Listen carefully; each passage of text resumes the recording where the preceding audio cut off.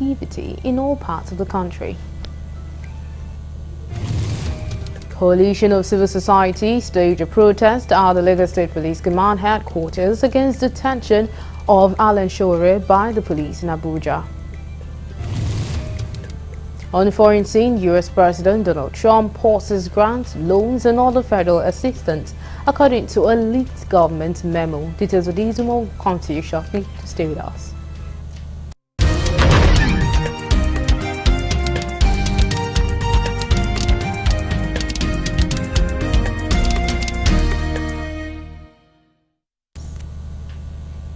And now the news in full. The Nigerian government has restated its commitments to promoting gender inclusivity in all parts of the country.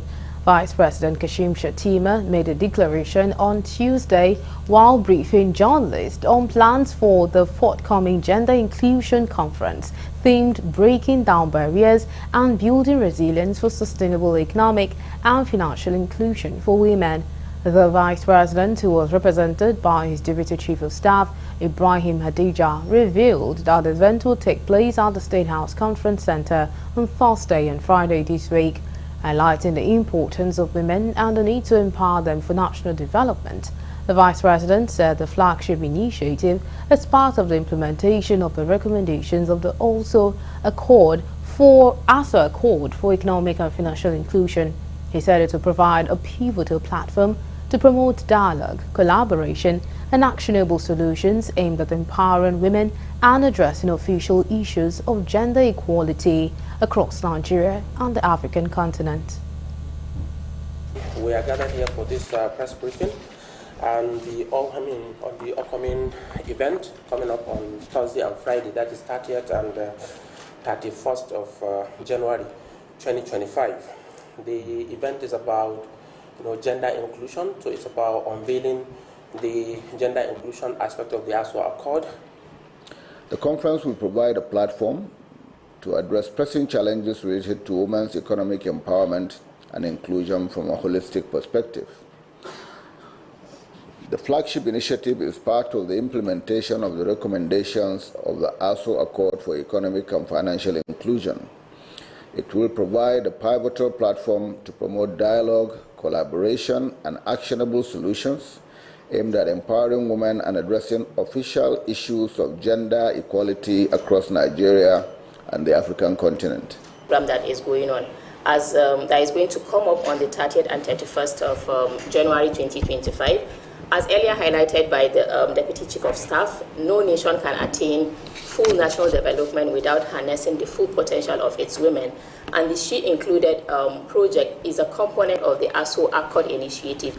And as we're all aware, the ASO Accord is aimed at identifying the gaps, particularly in terms of economic and financial inclusion, targeting the disadvantaged communities and demographics, of which women fall into this category.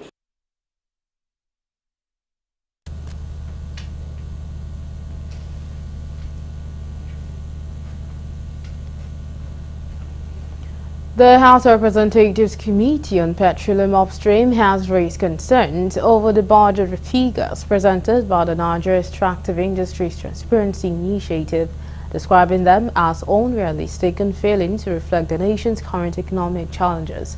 Appearing before the committee, NEITI's Executive Secretary Orjo Bonaya provided a breakdown of the agency's 2024 expenditures and 2025 budget proposal. It disclosed ongoing efforts in collaboration with the EFCC to recover 6 billion naira stolen funds and 66 billion naira owed to the government by operators in the sector. The template is not universally convenient for all agencies.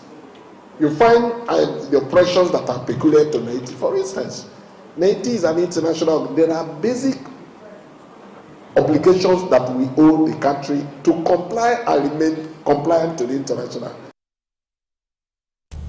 He added that NEITI's proposed 2025 budget totals 6.5 billion naira, comprising 2.2 billion naira for personal cost, 1.7 billion for overhead, and 2.5 billion for capital expenditure. Specific allocations, according to him, include 175 million naira for the repair of new office gate, 155 million naira for the purchase of additional vehicles, 167 million for data acquisition, 38 million for library books, and 8.1 million for photocopiers. Legal services, 22 million. Motor vehicle cost, 72 million. Motor vehicle fuel cost. Plant generator, 7 million. Insurance premium, 71.0 million. Refreshments and meals, 32.5 million. The population, our people, for whom we are all here standing for and holding brief for them, are also crying out. Then out of public coffers. All of these presentations you have made, the expenditures proposed, are all going to be done at the expense of the public. And sometimes you tend to make some presentation that sounds funny and very insulting in the eyes of the people. When you now, for instance, say in your projection, and in your justification, you mentioned the National Assembly.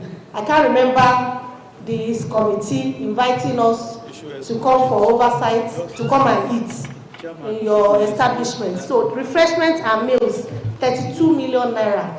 No matter the type of stakeholders that come to you throughout the year, there's no way. What are you serving? You don't serve more than tom-tom and Coke. Sharp, MT 5051 colored photocopier is just about 4.1 million. If you use that to divide your 81 million, that means you are buying about 19 photocopier for whose office? And then you look at the shredding machine, the highest you get is about 240k. And then you want to spend 6 million, you are buying about 25 pieces. The committee criticized several budget lines, particularly a 32 million naira allocation for stakeholder welfare, including National Assembly members. Lawmakers also expressed concern about the prioritization of certain expenses, questioning the necessity amid economic constraints. Defending the budget, NEITI argued that as a specialized agency, it must meet international standards.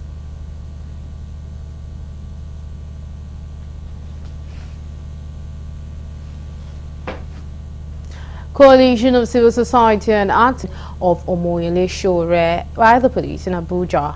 The protesters who were stopped at the checkpoint on the way to the command displayed placards with various inscriptions condemning the detention of the activist. The protesters called for total overhauling of the police force, saying only a good and upright police formation could sanitize the Omoyele Sowore is not released unconditionally the police detention. The police were not available to react to the assertion because the state's public relations officer, CSP Benjamin Hundeyin, was out on official duty when the protesters stormed the road leading to the police headquarters at GRA Ikeja. You're asking the police to immediately free Omoyele Sowore because he has not committed a single offense. You know, we saw his engagement with the police in Abuja yesterday, and the police could not present a single offense that Sowore had done. But what exactly were the issues Sowore raised? And I think that is actually what we should be discussing. What are the issues Sowore raised? Sowore is saying that the police should stop setting up illegal roadblocks across the country. What Sowore was raising is that we need to end the era of police extortion in the country. It has become a tradition in Nigeria that power is just being abused blatantly. And you can find that happening at every hierarchy, you know, of the states. So what has happened with Sowore is just a symptom of the many things that happen in our society, which is that a man who exposed corruption, who ideally should be commended, is now being hounded by the police hierarchy. Because now we are not in in a lawless country, we need to be lawful. Police has been extorting us. Police has been killing us. Police has been brutalizing us. We are saying no to police impunity. We want police to be trained to de-escalate, not to harm us, not to kill us, not to extort us. We are doing this because of the future of our children.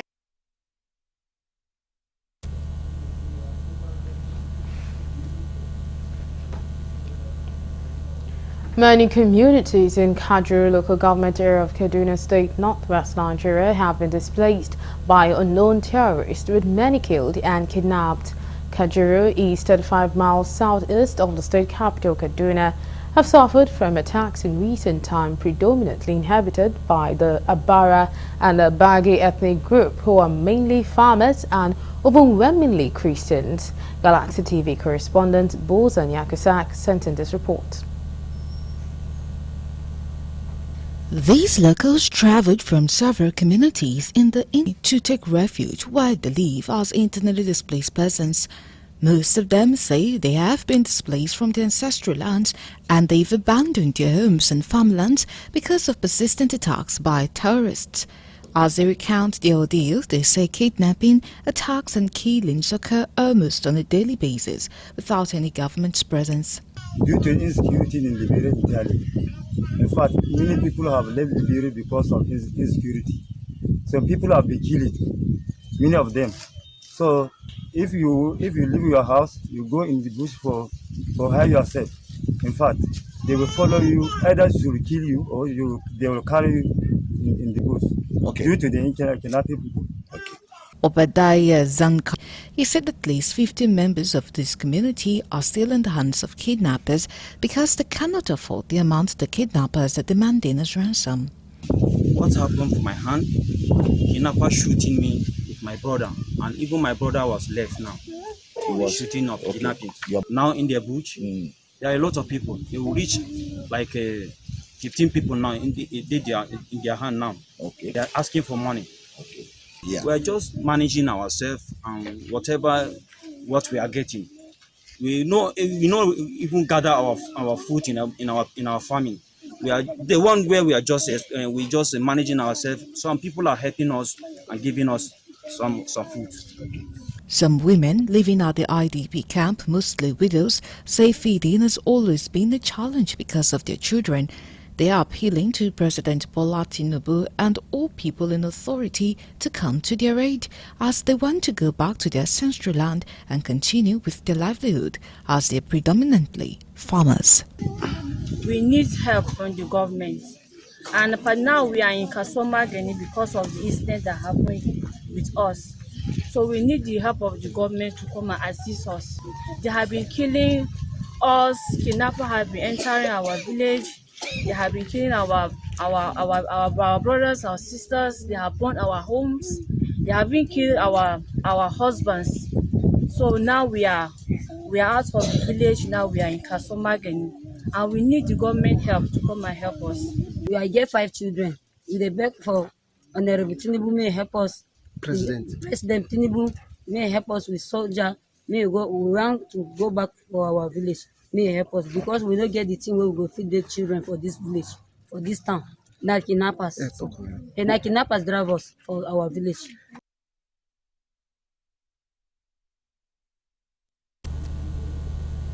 You're still on to Galaxy News. We'll quickly take a break, and when we return, the news continues.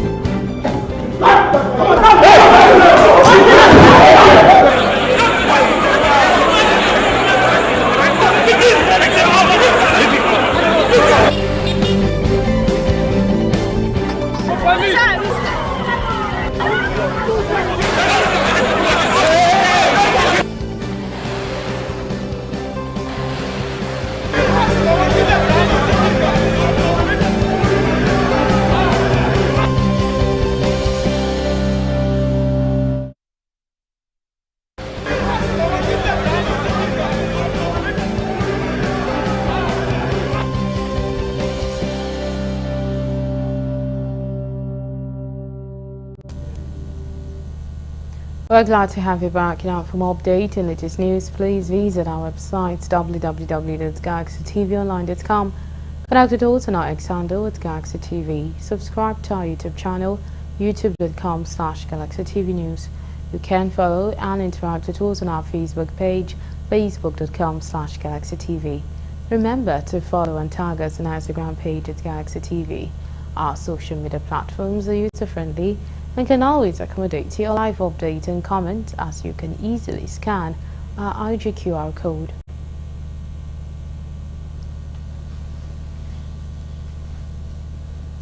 The Controller of the Nigeria Customs Service Ogun 1 Area Command says work is in progress towards resuscitating the long-abandoned scanning machine put in place at the Idiroko border in order to enhance border security. The Customs Area Controller of Ogun Area 1 Command, Mohammed Shaibu, made this known while speaking on efforts to improve border security and achieve other mandates of the service during the commemoration of the International Customs Day held at the Idiroko border. He says the command has consistently stood as a pillar of operational excellence, contributing immensely towards fighting smuggling activities border. We dive into today's program. Let us use this platform to discuss innovative ways to enhance our operations, deepen stakeholders' collaboration, and leverage technology to address emerging challenges. Together, we can uphold the ideals of and our nation. While delivering a lecture during the program, the Assistant Controller of Customs, Clement Amare, wants the customs management to leverage on technology to enable the service meet up with its core mandates. If the border agencies are well equipped, national security across the nation can be guaranteed. Technology is important in border management by aiding data collection, identifying beautiful and people and prevent smuggling.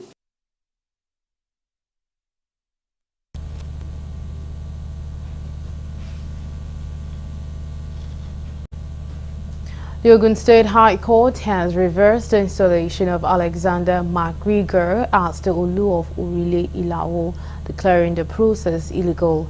The judge, Justice Olatokunbo Majekodunmi, in her ruling on Tuesday, ordered McGregor to stop parading himself as Olu of Orile Ilawo monarch in Ogun State, pending the determination of the suit against the processes that led to his nomination. The court's decision of Ilawo, who had prayed the court to stop the installation and declare McGregor's claim to the throne invalid. Delivering the ruling, the judge condemned the government action in proceeding with the installation of McGregor despite pending court cases, describing it as an act of impunity and disregard the legal duty not to take any action that could undermine the integrity of the court. The judge also ordered the withdrawal of all instruments and staff of office and other symbols of authority that had been bestowed on McGregor by the government.